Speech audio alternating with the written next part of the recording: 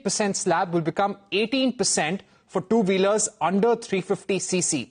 How do you see this move? On behalf of Indian consumers, I would still say to the authorities that, you are not doing them a favor by bringing in 18% in place of 28%. It is still high compared to, let's say, a median of 12% by as much as 50%. It's very welcome. It's fabulous. It's fantastic. It will be great. But it is still on the higher side. And the reason I make this point of it being on the higher side is not to say that I'm not appreciative of it. I'm deeply appreciative. But the point I wish to make is with regard to what you mentioned thereafter about the CC. You see, over 97 or 98% for everything sold in this country is under 350cc.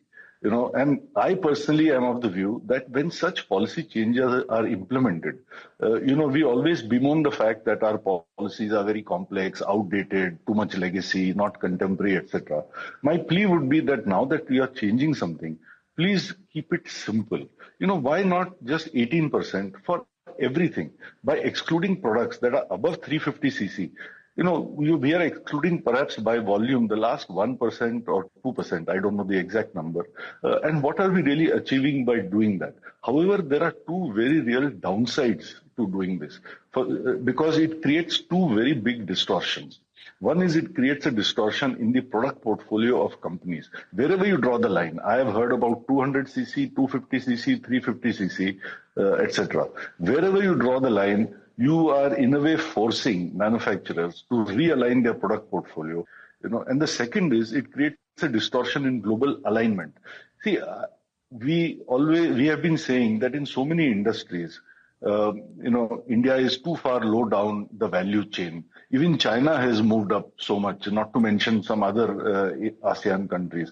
But it all starts with our own attitude as business people or as policymakers. We are dumbing down the customer. We are saying the Indian customer should only buy a 100cc bike or a 150cc bike by making such policies. Why? If he wants to 100cc bike, let him do so affordably, happily. And in turn, you will strengthen not just the customer, but you will strengthen the companies. You will strengthen Make in India, because when you make it more viable for us to make even a 400, 500cc motorcycle, you make it more viable for the Indian supply chain to develop components for that. You make us more competitive, therefore, vis-a-vis the rest of the world.